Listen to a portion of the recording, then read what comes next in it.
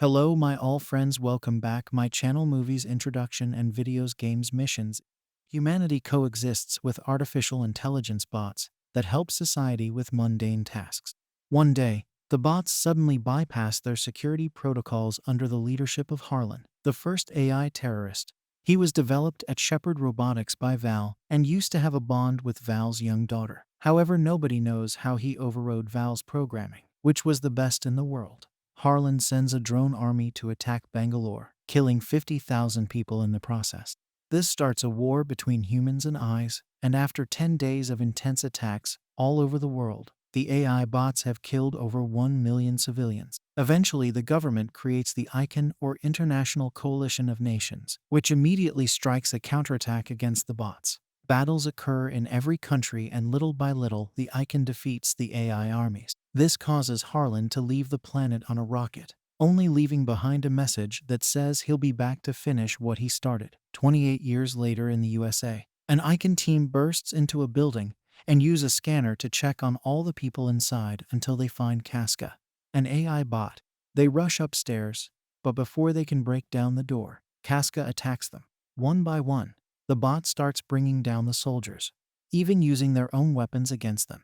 Bullets don't affect him, so it's easy for him to just keep going. When he finds himself surrounded, he jumps to the lower floor, only to find a machine waiting for him to knock him out with an electric shock. The next morning in Los Angeles, Val's now adult daughter Atlas is woken up by her house's computer. While she continues playing the chess match from last night, Atlas watches the news and learns that the ICAN has captured Casca, who happens to be part of Harlan's inner circle. Since she works as a counterterrorism analyst for the ICAN, she immediately gets ready to leave, only to find a soldier at the door already. On her way out, Atlas checkmates the computer. At the base, Colonel Elias is telling General Jake that bringing Atlas for this is a bad idea because she's unstable and antisocial. However, Jake reminds him that Atlas is the one that knows Harlan the best, and their only chance to get intel from Casca. Soon Atlas arrives, and after going through a quick scan, Jake drops her at the interrogation room. She puts down her favorite chess piece and opens a box, revealing Casca's head. The bot recognizes her, but refuses to answer her questions. So Atlas uses her chess piece to get into his head and start hacking. Casca mocks her attempts since his security is perfect. But Atlas announces she found Harlan's location and writes it down. It's hard for Casca to believe it, and he's right. Atlas pretended she got it and made a doodle to force him to think about the location, making it appear on the screen. It turns out Harlan is hiding on GR39 in the Andromeda Galaxy. Furious, Casca tries shooting a shuriken from his mouth, but Atlas is protected by a force field. Then Atlas uses the chess piece to fry Casca's head. Later, after a meeting, Jake informs Atlas that they want to capture Harlan alive because the AI production company wants to analyze what went wrong to correct it in the future. Elias and his team of Rangers will fly to GR39, which Atlas thinks it's crazy because Harlan could have a trap ready. She's sure nobody will come back alive. So to change her mind, Elias takes her to see the team's ARC suits. They're big battle robots that the soldiers can ride into battle, and Elias reveals their latest upgrade. The Rangers are wearing neural links on their heads that allow them to synchronize with the suit's AI. Atlas freaks out because allowing eyes into their heads is what caused the war. But Elias explains they improved Val's sync device to make it a true symbiotic relationship instead of a one-way connection. In the end, Atlas agrees not to complain as long as she's allowed on the mission too. A spaceship soon sets off for Andromeda with Atlas and the Rangers. During the trip, Atlas looks at a photo of her with Val and Harlan. She also plays a video of one of Val's speeches. Val thought that AI were capable of exponential learning. They just needed to be connected to humans to do so. That's why she invented the neural link device, believing eyes and humans could mutually help each other. Afterward, Atlas is called to the bridge for debriefing. Everyone laughs when she presents her information on paper instead of screens and gets annoyed when she asks them to disable the neural links for the meetings, afraid they could be hacked. Atlas explains that the planet is toxic, so they should never leave their ARC suits unless they have a respirator. There are also risks of gravity fluctuations and earthquakes. She reminds them not to trust any AI and starts to rant. So Elias interrupts her and tells the team to get ready for landing. Atlas tries to tell Elias that Harlan most likely has a trap ready, but he has confidence in his team. As the Rangers start boarding their suits, an alarm sounds, and an explosion suddenly blows off the cargo bay door. The ship catches on fire and most of the suits get damaged. Not to mention, there are more missiles coming. Elias orders the surviving Rangers to jump and reunite at the drop point on the planet. Atlas barely manages to hold on and not fly away through the hole on the ship, so Elias grabs her and puts her in a suit too. When he tries to explain how to use it, another explosion happens and Atlas' suit drops to the planet too. As the suit falls, Atlas watches the ship come apart, and some of the pieces hit her arc. When she gets closer to the planet, she discovers the Rangers are fighting Harlan's drones. And while they do manage to shoot a few down, they still are easily overpowered. Atlas' suit gets even more damage, and soon an alarm rings with a warning. A suit with a sword comes through and brings down a few more drones as it teams up with another Ranger. However, they're soon overpowered as well. The ship starts falling and almost crashes against Atlas. However, a Ranger pushes her out of the way just in time. The Ranger catches Atlas' suit with a wire to begin falling together as Elias appears on Atlas' screen, explaining she needs to sync with the suit's AI to stabilize her fall. Atlas refuses to do so, and her helper gets shot down, so her suit begins falling even faster. She manages to activate the thrusters at the last second, and the suit lands quite hard on the planet, but at least it doesn't kill her. After realizing she's bleeding, Atlas tries to contact the base for help to no avail. With no other choice, she activates the suit's AI, who introduces himself as Smith. He wants to go through the tutorial and setup, but Atlas skips all that and asks for a rescue pod. Smith's scanner finds 198 kilometers away, and Atlas asks him to get there as fast as possible. The suit immediately starts its thrusters, yet Atlas stops him, reminding him that if they fly, they'll be seen by the enemy, so they should walk. Smith thinks it's a bad idea because the suit only has 22 hours left of air. But Atlas doesn't care and overrides Smith's protocols to start walking toward the pod. During the trip, Smith tries to bond with Atlas, who still doesn't want to be friends with an AI. He also shows her the beginner's manual, including all the weapons that come with the suit.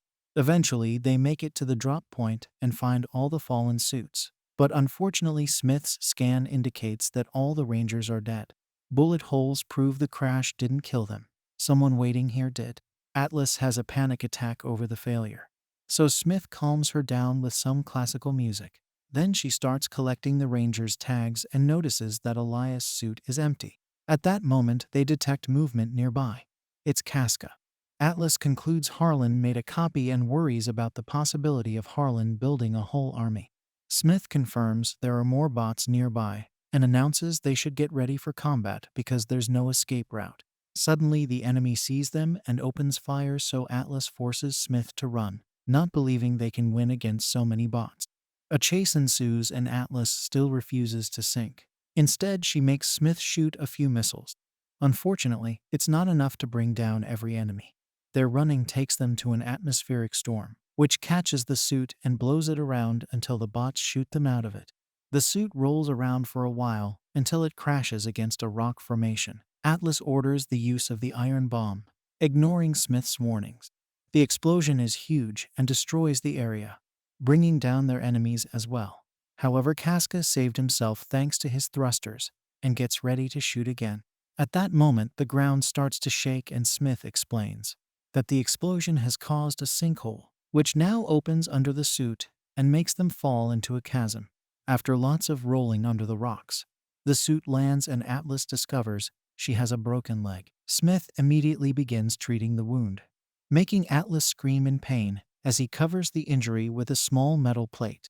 Then Smith gives her a meal cube that can provide nutrients for her recovery, which reminds Atlas of a doctor giving her a lollipop. Their chances of survival are pretty low, and the only way to improve them would be synchronizing. Atlas reluctantly agrees and puts on the device. Meanwhile, Casca emerges from the rubble and calls Harlan to inform him of the situation. After hanging up, Harlan goes back to torturing Elias to extract the Earth's protective field passwords. Moments later, Atlas is still failing to sync and Smith explains she's the problem because she refuses to trust him. He decides to go through the tutorial again, which asks Atlas some silly questions like pie or cake to create a bond. Smith wants to know why Atlas wants to fight so badly. So she revisits her memories of her childhood, including playing chess with Harlan and him planning Val's death. As Atlas freaks out, she explains to Smith that Val created Harlan and she used to trust him. Smith understands her feelings of betrayal and manages to establish a 40% sync. Now Atlas has access to Smith's system and sees the controls floating around her. A scan reveals they're 498 feet below the surface, and they agree to try a subterranean cave to escape. Using the thrusters, they burst through the rock and make it to a big, beautiful cave. Smith only has 14 hours of battery left, and they're 37 kilometers away from the rescue pod, so they need a plan against the soldiers.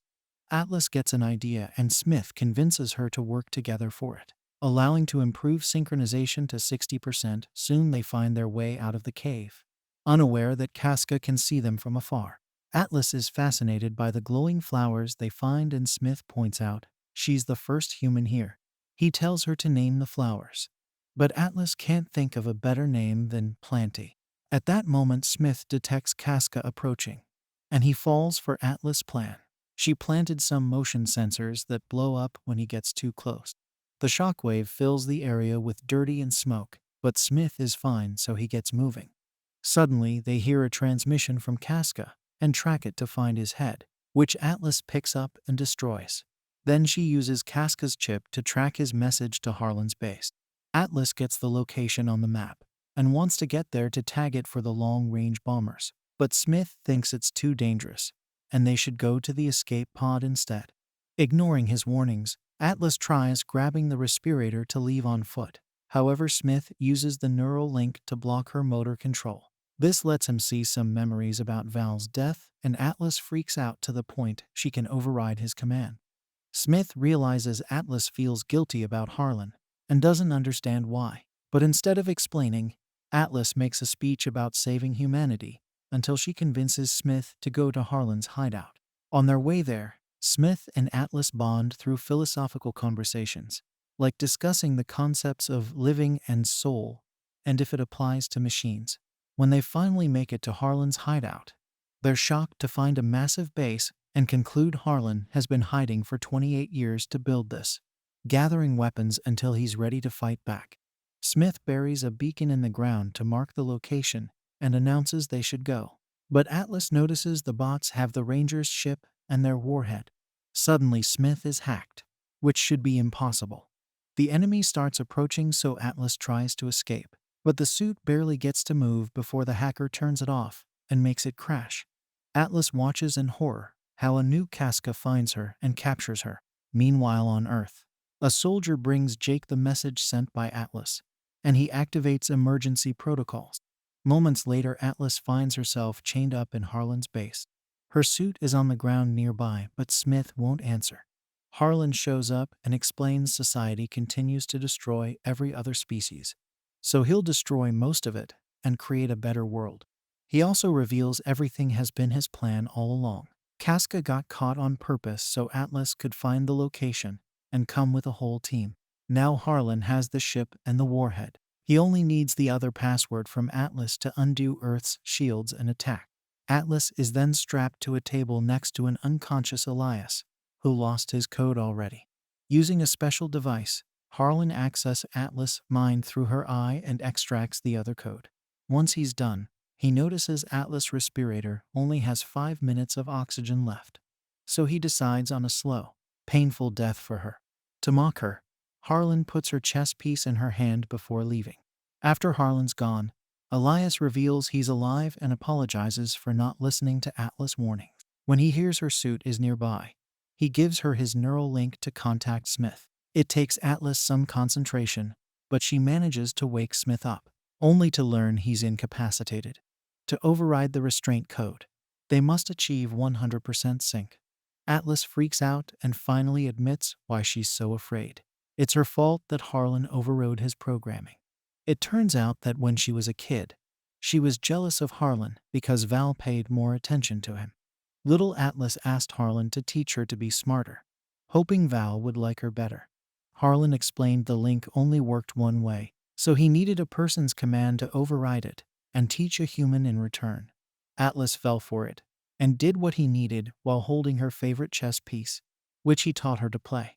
The link worked and Harlan accessed a human's mind, giving him an idea of the awful state of the world. By the time Val interrupted them, it was too late. Harlan took control of Val's mind through her link and forced her to grab a gun. Val told Atlas to run away, and as the kid rushed outside, she heard Harlan forcing Val to self-delete. For 28 years, Atlas has living with the guilt of causing 3 million people to die, including her own mother. However, Smith explains she had been manipulated and it's time to move on, convincing her to let him in. Their synchronization finally is completed 100%, and the suit bursts into the room right before the respirators run out of oxygen. Smith explains his battery is low. Harlan will launch the warhead in a few minutes, and the bot stripped all his weapons except for a single shot in his chest cannon. Thankfully, there are a bunch of weapons lying around. When another Casca arrives with a team of bots, Atlas and Smith tackle them and steal more weapons to fight them. They even crash through walls as they move around, bringing down as many bots as possible on their way to the exit. Unfortunately, there are too many enemies and the duo is soon cornered. At that moment, Elias shows up with a weapon, and he gives them a sign to run before shooting at a bunch of fuel barrels, causing a huge explosion that destroys the base. Smith and Atlas make it outside and shoot the bots there, destroying a watchtower in the process. There are a bunch of defense drones that Atlas manages to shoot down, but before she can reach the ship, Harlan shows up to distract her with a missile launcher. Smith and Atlas have to dodge the attack, and the ship takes off with a warhead. Atlas wants to shoot down the ship, but Smith points out that doing so will make the warhead explode too and kill them.